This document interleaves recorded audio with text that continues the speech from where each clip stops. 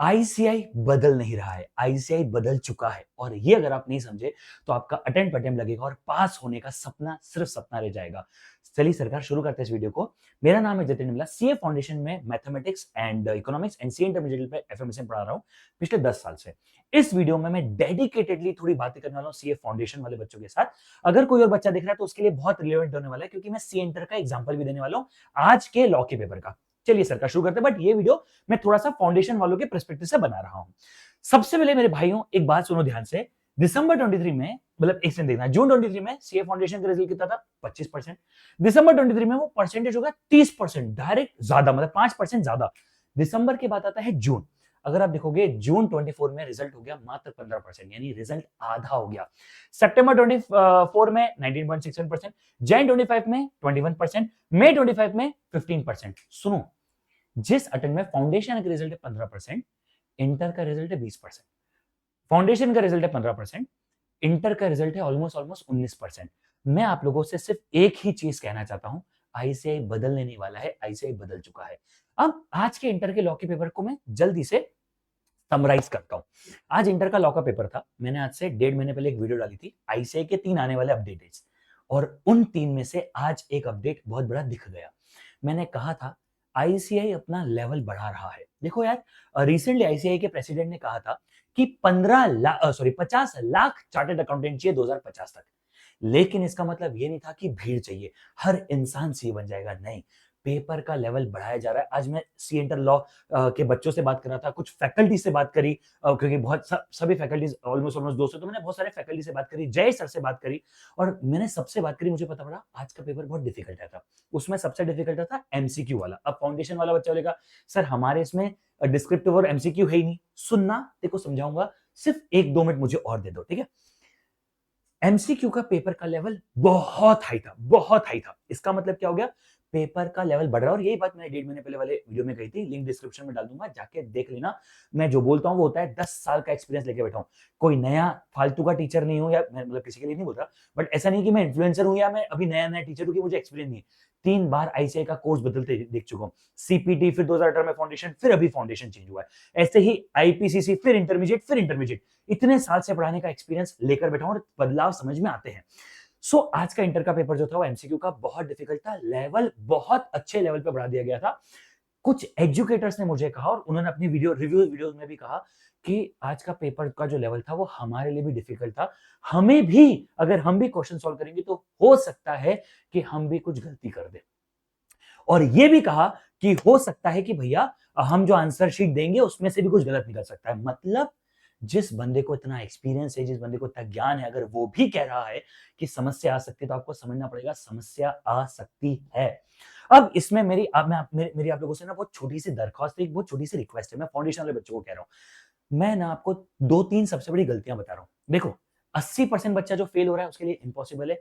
20% बच्चा, मैं बात कर रहा हूं 20% पास होने वाले बच्चों से, 15% पास होने वाले बच्चों से, 80% लोगों से मैं बात नहीं कर रहा, ठीक है, जो कमेंट में लिखेंगे आई एम पॉसिबल, ठीक है, क्योंकि आप जो सोचते हो वही होता है, ठीक है।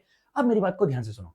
अगर आपने एक भी टेस्ट नहीं दिया और आप डायरेक्ट टेस्ट दे, बिना टेस्ट दिए आप चले गए एग्जाम हॉल में कि चलो भैया एक काम करेंगे, हमारा पहला टेस्ट ही सीए के एग्जाम में होगा, ऐसे एग्जाम के हॉल में होगा, तो ट्रस्ट में आपका टेस्ट होगा, पास नहीं होने वाले उसके अंदर। क्यों सर?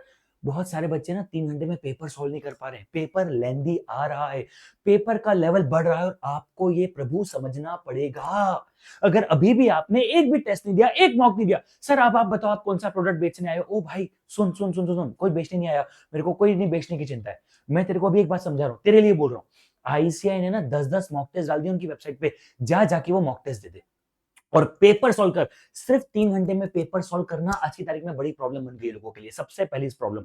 दूसरी प्रॉब्लम, आपको, अच्छा मैं इसमें एक और बात बोल रहा हूं, जब पेपर डिफिकल्ट आता है ना, तब पेपर का चेकिंग थोड़ी सी सॉफ्ट होती है। ऐसा कभी बोला नहीं जाता है, लेकिन ऑब्वियस सी बात है कि अगर पेपर डिफिकल्ट हो गया तो चेकिंग इजी होगी। सुनो ध्यान से, क्या वो डिफिकल्ट सबके लिए है? हाँ। तो फिर तेरे लिए डिफिकल्ट अलग से नहीं होना चाहिए ना। डिफिकल्ट तो सबका डिफिकल्ट है। पता है किन के लिए डिफिकल्ट होता है? मतलब समझना, पहली चीज तो आप टेंशन दे रहे हो। दूसरी चीज, हर पेपर सबको डिफिकल्ट नहीं लगता है। पेपर कितना ही डिफिकल्ट आ जाए, अभी मैं इंटर लॉ की बात नहीं कर रहा, मैं ओवरऑल बात कर रहा हूं। पेपर कितना डिफिकल्ट आ जाए, 40, 50, 60 मार्क का पेपर स्कोर कर सकते हो। लेकिन पता है प्रॉब्लम क्या था? मैं क्यूए से एग्जांपल देता हूं, मैथमेटिक्स से। कुछ बच्चे पता है क्या करते हैं, आधा चैप्टर ये पढ़ लेंगे, मतलब मैथमेटिक्स ऑफ फाइनेंस पढ़ा, आधा पढ़ा, मेजर ऑफ सेल टेंडेंसी डिस्पेंशन पढ़ा, आधा पढ़ा, प्रोबेबिलिटी पढ़ा, आधा पढ़ा, परमिशन कमीशन पढ़ा, आधा पढ़ा। तुमने सब आधा पढ़ा, आधा ज्ञान कचरा होता है और तुम कचरे की तरह पढ़ रहे हो। मेरी बात को तुम्हें बुरी लग रही हो कि मैं हाथ जोड़ के माफी मांग सकता हूं, लेकिन मैं सच कह रहा हूं। 1.5 महीने पहले वीडियो बनाई थी, आज फिर से बना रहा हूं, मतलब दम होगा बंदे में, बकर करने व्यूज लेने के लिए नहीं आ रहा हूं, ये समझना पड़ेगा तुम लोगों को, ठीक है। See again what I am explaining you is, ये आपको समझ में आया? हाँ जी सरकार, मतलब आईसीआई बदल रहा है, आपको अपने एफर्ट ज्यादा बढ़ाने पड़ेंगे, आधा ज्ञान नहीं। मैं अभी एक बात बोलूं, सितंबर 25 की एग्जाम से मैं 7-8 दिन दूर बैठा हूं। आप 7 या 8 तारीख को, 7-8-9 सितंबर को अभी वीडियो देख रहे हो। इसका मतलब आपके पास अब बहुत समय तो नहीं है, पर मैं आपको एक बात कह रहा हूं, भले 1-2 चैप्टर छोड़े हैं, छोड़ दिए, कोई बात नहीं, मैं मना करता हूं सिलेक्टिव स्टडीज को, लेकिन अभी मैं खुद कह रहा हूं, आपने जो चैप्टर छोड़ दिए हैं उन्हें छोड़ दो, उन्हें मत देखो, जितना कर रहे हो अच्छे से करो।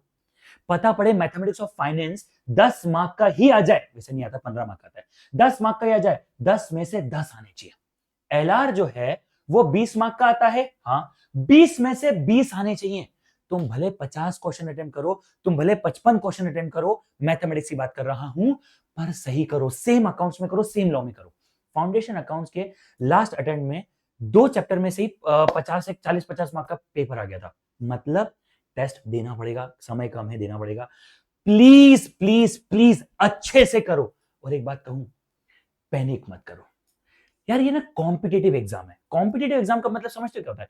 कॉम्पिटेटिव एग्जाम का मतलब होता है जहां पे कंपटीशन हो रही है। एक और चीज कहूं, आज लॉ के पेपर ने भी मुझे प्रूव कर दिया, और मैं ये बात हमेशा कहता हूं, एग्जाम हॉल में पेपर कितना डिफिकल्ट आ जाए, कैसे ही आ जाए, ये तुम टेस्ट दोगे तो तुम्हें समझ में आएगा। बट सुनो, अपने दिमाग को एकदम शांत रखना है, एकदम चिल रखना है, एकदम रिलैक्स रखना है।